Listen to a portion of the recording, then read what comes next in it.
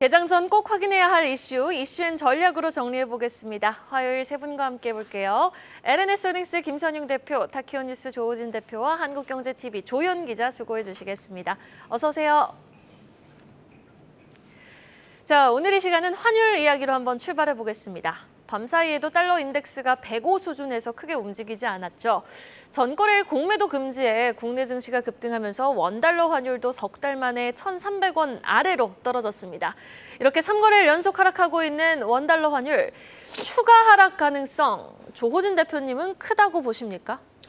어제 너무 많이 떨어져서 추가 하락은 좀 그렇게 크지 않다고 보고 있고요. 그리고 이제 환율이라는 게 사실은 국가 경쟁력의 압축이기 때문에 무슨 말이냐면 이제 우리나라 환율은 사실 미국 달러에 대한 상대적인 평가인데 미국 경제는 좋은데 한국 경제가 안 좋다. 그러면 그럼 원달러 환율이 이제 계속 원화 가치가 낮아질 수밖에 없습니다. 그러면 이제 추가로 환율이 낮아지려면은 미국 경제가 좀 나빠지든지 우리나라 경제 좋아지든지 해야 되는데 그런 전망은 이제 별로 많지 않고 그래서 이제 어제 환율이 너무 많이 떨어졌는데 이 이상 더 떨어질 것 같지는 않고 그래서 1,300원을 갖다 등락을 반복하지 않을까라고 생각을 하고 있습니다.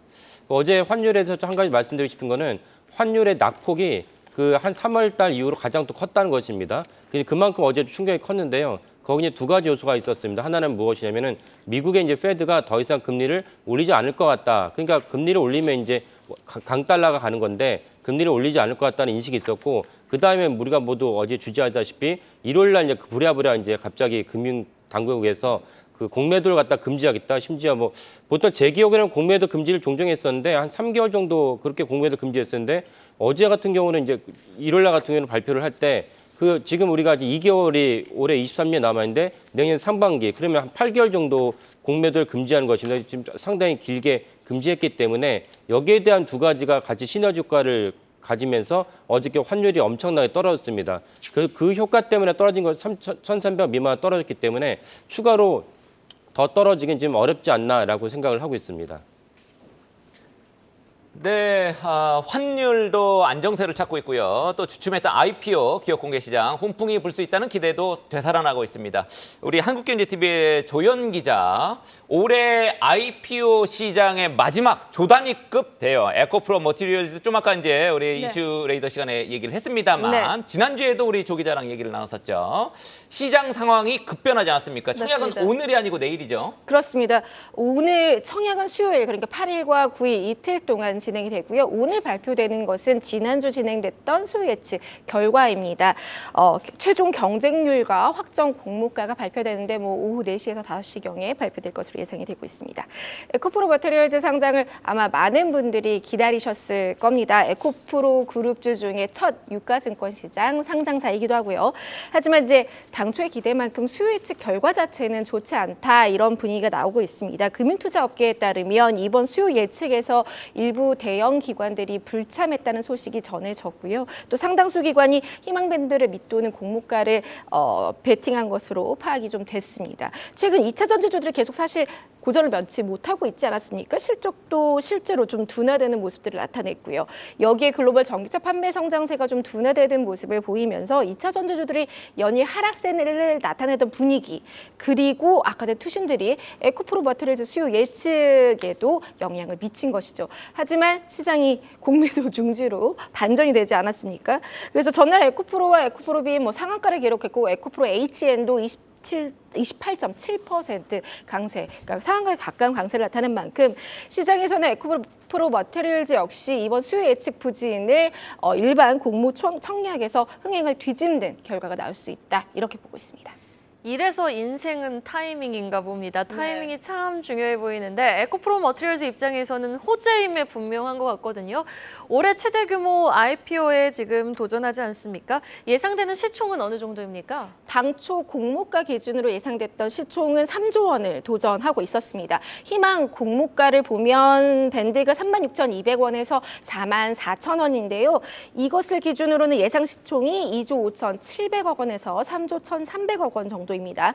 다만 확정 공모가가 지난 주말에도 뭐 한 3만 원 나올 수도 있다 또는 3만 3천 원 이렇게 이야기도 됐거든요. 그래서 그거 기준으로는 시총이 2조 원대 아래로 내려갈 수도 있습니다.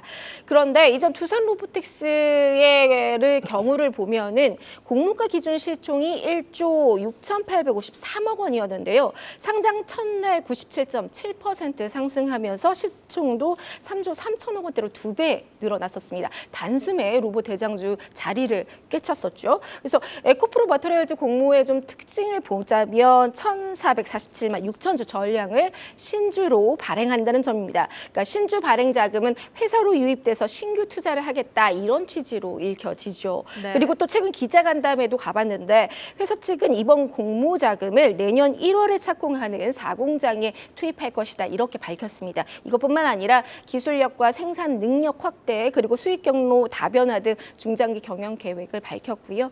오버행 우려가 크지 않은 점도 긍정적입니다. 공모 유통 가능 물량이 전체 상장 예정 주식 수의 18% 수준입니다. 네. 그러니까 최대 주주인 에코프로가 24개월 의무 보유 예탁을 추가로 이행하면서 상장일로부터 30개월, 그러니까 2년 6개월 동안 보유 지분 전량 43%를 팔지 않기로 했고요.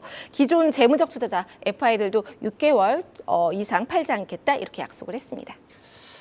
네, IPO 뭐 이렇게 대여가 나오니까 뭐 IPO 뭐 항상 관심이 많죠. 너무너무 사고 싶다 이런 분들 어떻게 하면 됩니까? 네, 상장 주관사가 세 군데가 있는데요. 먼저 미래에셋, NH투자증권 그리고 하이투자증권 세 곳입니다. 미래에셋증권이 대표 주관사로 배정 물량이 가장 많고요. 청약 단위는 미래에셋과 NH투자가 10주부터 가능하고 하이투자증권 경우 최소 20주부터 가능하다는 점 체크하셔야겠습니다. 증거금 차이가 좀 있겠죠. 그리고 미래에셋과 NH투자증권의 경우 청약 기간 내 비대면 계좌 개설도 가능한데 하이투자증권 같은 경우는 직접 방문하셔서 개설하셔야 합니다. 네, 알겠습니다. 청약 방법까지 소개해 주셨습니다. 자, 다음 소식입니다. 드디어 2차 전지 쇼커버링 장세가 시작이 된 걸까요? 지난주 이 시간 거듭 말씀하셨던 대로 한국형 쇼커버링 현상이 나와줬습니다. 김선영 대표님께 질문 드려보겠습니다. 코스닥은 폭등에 장중 사이드카가 발동을 했고요. 에코프로는 상한가를 기록을 하면서 아주 역사적인 대기록을 쓰면서 거래를 마쳤던 하루였습니다. 자, 과연 국내 증시 불장 계속해서 이어갈 수 있을 거라고 보십니까? 일단은 어느 정도에서는 좀 잠잠해질 분위기가 올 것 같습니다. 일단 사실 한국형 쇼커버링 현상에 대해서 계속 말씀을 드려왔었는데 주말에 사실 이건 사실 그 누구도 예상 못했던 이슈였죠. 이제 공매도 한시점 금지 조치가 나오면서 이제 이런 이슈가 나왔는데 바로 이게 어제 우리나라 급등으로 확인이 된 것 같습니다. 일단 코스피가 5.66%, 그리고 코스닥이 7.34% 올랐고요. 코덱스 레버리지와 코스닥 150 레버리지가 8.7% 그리고 27.19%가 완전히 급등을 해버렸습니다. 그래서 코스피가 하루 기준으로 제일 많이 올랐었던 역사적 1위 기록을 사실 어제 갈아치웠다라고 좀 보시면 될 것 같은데요. 일단 저도 이제 공매도 제도 개선에 대해서는 우리 한국경제 TV를 통해서 보니까 제가 제일 처음 얘기한 게 2020년도 8월 28일이더라고요. 그때부터 이제 한 두세 번 계속 얘기를 했었는데 그때 다뤘던 내용 아마 여러분들이 궁금하실 것 같아서 제가 한 번 더 준비해봤습니다. 첫 번째 준비한 화면 보시죠. 일단 당시 2021년도 5월 3일 방송에서 이제 코로나 팬데믹 이후에 1년 2개월 만에 이제 공매도를 중지한 적이 있었는데 당시 코스피가 그 1년 2개월 기간 동안에 코스피가 88% 올랐고요. 코스닥 같은 경우는 104% 올랐습니다. 물론 당시에는 정말 지수가 빨리 급락했던 터라서 되돌림 구간도 있었는데 되돌림 구간 빼놓고 보더라도 코스피 기준으로 50%가 올랐습니다. 그리고 그 다음 자료가 중요할 것 같은데요. 그 다음 자료 한번 보시죠. 총 3가지 케이스 준비해봤습니다. 공매도가 중지됐던 세 번째 케이스인데 2008년도 금융위기 그리고 2011년도 유럽 재정위기 2020년도 코로나 팬데믹 이후에 이제 분석을 해본 자료인데요. 잘 보시면은 2008년도에는 약 7개월 정도 금지 기간이 있었는데 해당 기간 코스피는 한 3% 밀렸고요. 코스닥 같은 경우는 19.9% 올랐습니다. 그리고 2011년도에 유럽 재정위기에는 코스피가 5.6%가 올랐고 코스닥은 12.3%가 올랐고요. 그리고 2020년도 코로나 팬데믹 때는 좀 특히 많이 올랐죠. 코스피는 83.56%, 코스닥은 94% 정도 올랐고 되돌림 구간 빼면은 코스피가 한 50% 정도 상승을 했습니다. 이를 통해서 공매도를 금지해둔 기간 동안에 우리나라 지수가 평균적으로 확실히 상승률이 좋았다라는 걸 우리가 최근 3번의 케이스로 알 수 있기 때문에 앞으로 이제 공매도 중지 기간 동안 여러분들이 지수의 흐름이 궁금하신 분들은 이 표 참고하시면 될 것 같고요. 이에 반해서 공매도 재개 이후에 1개월 후의 흐름을 이때 거 보시겠습니다. 일단 재개하고 나서 1개월 후의 흐름은 좀 불안정한 흐름인데 현재 6개월 한시 적용인데 만약 여기서 연장이 되지 않는다라고 치면 이제 내년 5월에 종료가 됩니다. 근데 재미있는 사실 두 가지가 있는데 첫 번째로는 6개월 중지하면은 내년 4월달 총선 끝나죠. 근데 중지 기간이 5월달입니다. 그래서 이번에 또 총선용으로 그냥 흐지부지 넘어가지 않기를 좀 바라는 개인적인 바람이 있고요. 그리고 두 번째로는 보통 전 세계적으로 굉장히 유명한 영어로 된 이제 전략 문구가 하나 있는데 세린 메이라는 게 있습니다. 딱 6개월에 5월이잖아요. 그래서 아마 이번에 공매도 중지 기간이 연장되지 않는다는 전제하에 봤을 때는 내년 따뜻해지는 봄 정도 됐을 때는 좀 주의를 하셔도 나쁘지 않을 거라는 그런 결론을 내릴 수 있을 것 같습니다. 아, 네. 제가 지금 간단하게 팩트 하나만 정정을 할게요. 지금 공매도 지금 전면 금지가 내년 6월까지 이렇게 6월 30일. 발표를 네, 했습니다. 맞습니다. 그래서 네. 이제 총 8개월 기간이 되고요. 그거 재개하고 이제 공매도 기간에는 금지 기간에는 주가가 평균적으로 상승을 많이 했다. 그리고 나서 그게 끝나고 나서는 좀 불안하다라는 게 이제 역사적인 그런 어떤 사례였다. 이게 우리 김 대표님이 가져오셨고, 지금 좀 아까 이제 표에서도 봤듯이 과거에 이제 유럽의 재정위도 있었고 글로벌 금융위기 때도 공매도 금지를 했고, 그다음에 코로나 위기 때도 금지를 했단 말이죠. 지금 무슨 위기인가요? 지금은 뭐 총선 위기인가요? 글쎄요. 그거는 이제 나중에 따져보도록 하고요. 일단 블룸버그가 이제 한국이 선진 시장으로 이동하는데 이 공매도 금지가 제약이 될 거다. 어제 이제 우리 한국경제신문에서 짐 로저스 뭐 인터뷰도 했습니다만, 그래서 이제 해외에서는 조금 불만들이 나옵니다. 왜냐하면 선진국에서 이제 공매도 금지하는 거는 굉장히 이례적인데, 지금 뭐 필리핀 같은 데도 이제 공매도 허용하고 그러는데 한국이 갑자기 이렇게 금지하는 거는 좀 맞지 않다. 뭐 이런 얘기. 뭐 제 개인적으로 뭐 거기에서 찬반 의견을 제시하는 게 아닙니다. 그거에 대해서 어떻게 생각하시는지 좀 궁금합니다. 선진국 기준에서 보면 그럴 수 있습니다. 근데 우리나라 금융 시스템을 과연 누가 선진국이라 볼 수 있을지 이거에 대해서 먼저 말씀드리고 싶고요. 예를 들면은 저를 당장 오늘 유럽 챔피언스리그 결승전 파이널 라운드에 최종 공격수나 중앙 미들필더나 아니면 센터백으로 논다 생각해 보십시오. 이거 정말 난리 나거든요. 전 세계 축구 팬들 아마 답답해서 돌아가실 겁니다. 이 얘기처럼 무슨 얘기냐면은 유망주건 축구를 잘하건 분명히 준비 기간이 있다라는 부분 좀 체크해 보시면 좋을 것 같아요. 우리나라는 아직 금융 시스템에 대해서 개선돼야 될 부분이 굉장히 많습니다. 일단 공매도 제도만 보더라도 마찬가지인데, 블룸버그는 뭐 당장 우리나라가 선진국 지수에 편입을 해야 되는 것처럼 얘기해야 되는데 저도 당연히 들어가야 된다고 생각합니다. 지금 이머징 마켓 지수에 들어가지 말아야 될 국가 중에 우리나라가 있다고 생각하는데 들어가야 되지만, 중요한 건 그 전에 선행돼야 될 것이 뭐냐, 내실입니다. 우리나라 금융 시스템의 내실이 갖춰지고 나서 충분히 내실을 만들고 나서 들어가도 사실 그쪽은 전쟁판인데 오히려 지금 들어가면 역효과가 좀 클 거라 보고 있고요. 그리고 짐 로저스가 말씀하신 부분 사실 제가 굉장히 존경하는 분이고 우리나라도 메이저가 되기 위해서 해당 무대에 진출해야 되는 건 맞습니다. 근데 그 전에 우리가 알아야 될 건 단 한 번 더 말씀드리지만 우리나라 금융 시스템의 내실을 다지는 게 중요합니다. 급하게 생각 안 했으면 좋겠습니다. 솔직히. 그리고 굳이 그런 평가들에 대해서 신경 쓸 필요도 없고요. 아무리 옆에서 누가 떠들어도 그냥 우리는 우리나라 길 가야 된다 생각합니다. 그리고 해외 언론들, 뭐 해외 기사들, 우리나라 사정을 잘 모르는 해외 언론들 기사보다는 더 정확한 팩트를 가지고 있는 건 한국경제신문입니다. 사실은 블룸버그보다 우리나라 환경신문이 차라리 저는 훨씬 낫다고 생각하고 있고요. 감사합니다. 네, 외국인 자금이 이탈된다라고 걱정하시는 분이 계시는데 그건 파생시장에 대해서 굉장히 이해도가 낮으신 분입니다. 왜냐하면은 공매도가 안 돼도요, 선물 매도 통해가지고 이거 충분히 숏할 수 있거든요. 해지할 수 있거든요. 그래서 저는 오히려 이 부분이 가격 하락에 대비해서 숏 대신에 이제 개별 선물에 대해서 종목 선물에 대해서 좀 매도하는 방식으로 해지할 수 있기 때문에 오히려 저는 이번 이슈가 선물 시장, 파생 시장이 좀 더 활성화될 수 있는 계기다라고 생각합니다. 보통 기관이나 외국인들은 이제 대형주 위주로 많이 이제 운용을 해요. 근데 현재 대형주는 모두 이제 선물 거래가 가능하기 때문에 이거에 대해서는 제약 거의 없다라고 보고 있고요. 물론 개별 종목 선물이 없는 중소형 롱숏 펀드 같은 경우는 좀 영향을 받을 수 있고 운용 전략 바꿔야 되는데 그건 뭐 기관들이 알아서 해야 될 문제이기 때문에 우리 개인들 굳이 신경 쓸 거 아닙니다. 그리고 입장 바꿔 생각해 보면은 사실 대부분의 외국인 기관이 이제 대차 비용이 없는 선물 거래가 사실 훨씬 편할 거라고 저는 생각하기 때문에 이건 뭐 체크해 보시면 좋을 것 같고요.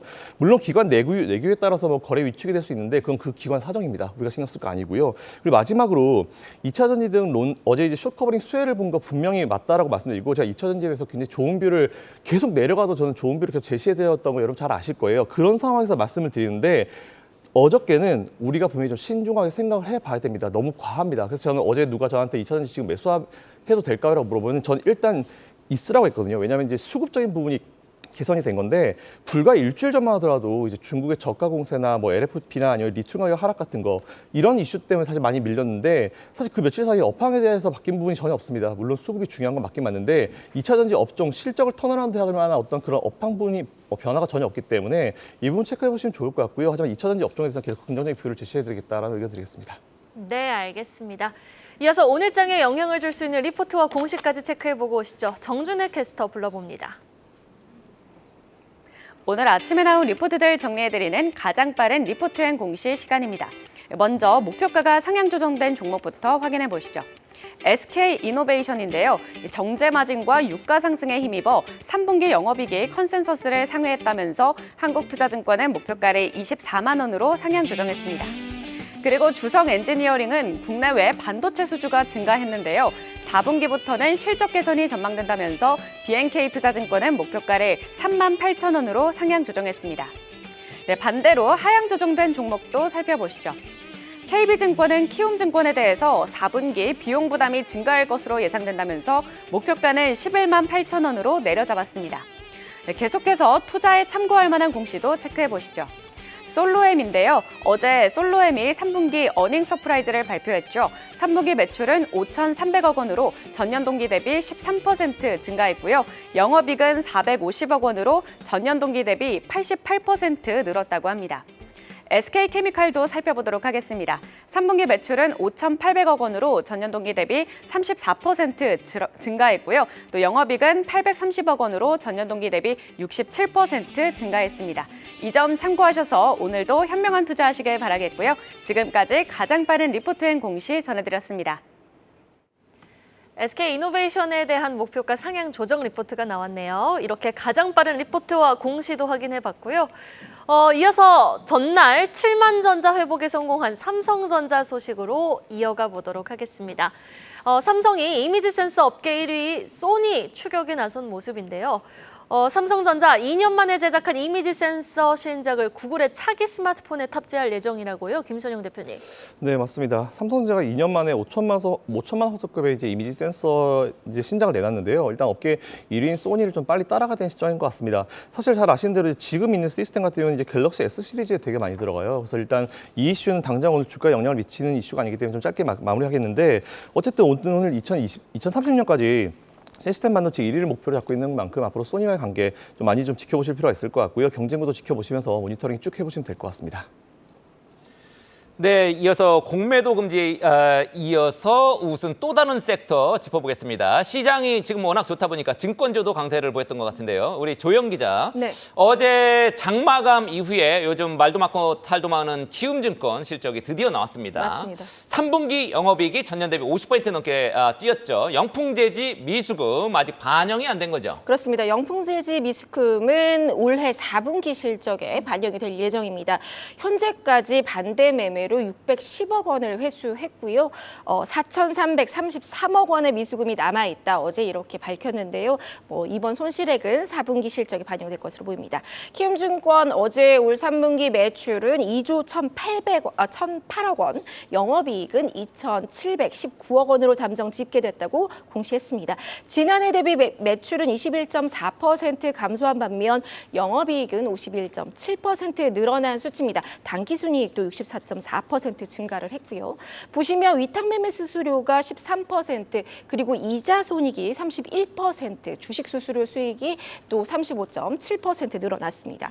사실 이 추세에 영풍재지 미수금 사태만 없었다면 올해 영업이익 1조 클럽을 좀 입성할 수 있지 않느냐, 이게 유력했는데요.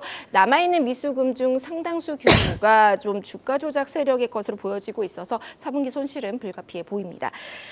이번 사태에 대한 책임으로 황현순 키움증권 사장의 해임이 거론되고 있는데, 물론 회사 측은 아직 사실 무근이다 이렇게 해명하고 있습니다만 시간은 문제이고 또 강력한 조직 쇄신이 잇따를 전망입니다. 그런데 어제 보면 키움증권의 주가도 아주 크게 올랐거든요. 시장 자체가 좋기도 했지만 키움증권이 10% 올랐다는 데는 공매도 금지 여파에 따른 부분이라고 좀 해석을 할 수 있을까요? 네, 먼저 증권주들이 타 업종에 비해서 공매도 잔액 비중이 높은 것은 아닙니다. 최근 키움증권은 그런데 좀 경우가 다른데요. 영풍재지 사태로 공매도가 좀 몰렸습니다. 보면 키움증권의 공매도 잔액이 시총 대비 한 1% 정도인데 보통 증권주가 한 0.3에서 0.5% 정도 정도이거든요. 그러니까 여기에 비해서 2배 수준이었고요. 무엇보다 공매도 금지 조치가 키움증권의 재기의 발판이 될 수 있다 이런 분석들이 나오고 있는데요. 과거 공매도 한시적으로 금지하던 시기를 보면 이제 거래 대금이 급증하는데 개인 투자자 비중이 많고 또 증시 민감도가 높은 키움증권이 가장 큰 수혜를 볼 것이라는 이런 분석들이 나오고 있습니다. 2020년 3차 공매도 금지 시기에 거래 대금 3배 급증했거든요. 그런데 당시 브로커리지 수익 비중 1위가 키움증권이었고 2위가 삼성이었습니다. 실제로 어제도 국내 증시 거래 대금 26조 원을 나타내면서 올해 평균보다 한 30%가량 더 많았고요. 치열한 경쟁과 상반기 또 CFD 사태에서도 불구하고 키움증권이 올해 상반기 국내 주식시장 점유율 20.9%로 전년보다 0.2%포인트 그러니까 증가세를 계속 유지하고 있다는 점, 이 점도 긍정적이라는 겁니다. 증권가에서는 어제 좀 보고서가 나왔는데 하나증권, 신한투자증권 그리고 유한타증권이 냈는데요. 모두 내년 증권업종 최선 호주로 삼성증권과 함께 키움증권을 꼽았습니다. 4분기 미수금 손실 반영이 남아있지만 밸류에이션이 급격히 낮아졌기 때문에 이후 오히려 부담 없이 없는 주가 수준에서 개선 여력이 커졌다 이런 분석입니다. 네, 알겠습니다. 키움증권 실적 관련한 이야기 한번 짚어봤고요. 마지막으로 실적 공시 하나 더 체크해 보겠습니다. 전거래일 시간에 거래서 중소형 화장품주들도 일제히 좀 급등을 했는데 전날 시장 대비 상승폭이 제한됐던 만큼 오늘의 화장품주 주가 추이도 기대해 봄직하죠. 코스메카 코리아 소식입니다. 코스메카 코리아가 3분기 우수한 성적표를 발표를 했는데요. 무려 영업이익이 전년 동기 대비 360% 넘게 급증했다고요. 예, 코스메카 코리아는 또 사실 중요한 건 2분기에도 그 사상 최대 영업이익 기록했는데 어제 발표한 3분기 영업이익에서도 사상 최대 영업이익 기록했습니다. 왜냐하면 2분기에 100억을 기록하면서 사상 최대 영업이익이고 어제 이제 그 영업이익은 140억을 기록했기 때문에 역시 사상 최대 영업이익을 기록했습니다. 그 정도로 코스메카 코리아가 계속 승승장구했다고 보시면 되는데 코스메카 코리아는 화장품에서 OEM을 그러니까 원료를 제조하는 기업입니다. 그러니까 우리가 화장품 대장주라면 LG생활건강, 아모레퍼시픽이 있는데 두 개의 기업은 이제 중국발에서 생겼던 많은 그 매출과 호황이 사그라져서 사실 주가도 엄청나게 떨어졌습니다. 그 두 개의 기업은 지금 엄청나게 고전을 하고 있지만 코스메카 코리아를 비롯한 OEM 기업들은 엄청난 이제 호황을 이루고 있는데 그것은 이제 수출로도 확인할 수 있습니다. 그러니까 우리나라가 화장품을 수출하는 기업이 계속 이제 증가하고 있습니다. 그리고 심지어 일본과 미국과 남미에서도 수출을 많이 하고 있어서 이 수출을 주도하는 것은 화장품 OEM 기업이다라고 이해하시면 되겠고요. 코스메카 코리아의 또 다른 중요한 점은 어제 같이 이제 3분기 실적을 발표한 잉글우드 랩이라고 있는데 잉글우드 랩이 사실 코스메카 코리아의 미국 법인입니다. 그래서 잉글우드 랩이 또 미국에서 엄청난 실적을 발표했기 때문에 거기에 지분별 평가에도 같이 반영을 하고 있습니다.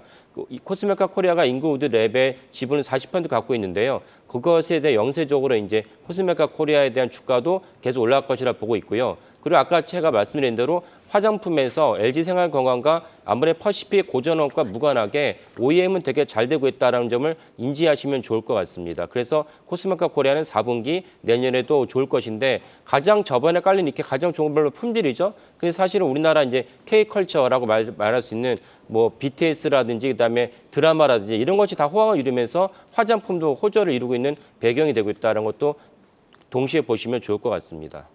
네, 알겠습니다. 코스메카 코리아의 호실적 소식 전해드렸는데 우리 처음에 환율 이야기 짚어보지 않았습니까? 환율에 대한 소식 조금 더 자세하게 한번 짚어보도록 할게요. 일단 당분간은 그래도 많이 빠졌던 데 따른 어느 정도의 조정이 이어지겠지만은 하향 추세는 좀 지속될 것이다라고 정리를 해주셨는데 조우진 대표님 좀 구체적으로 환율에 대해서 이야기 좀 더 해주실까요?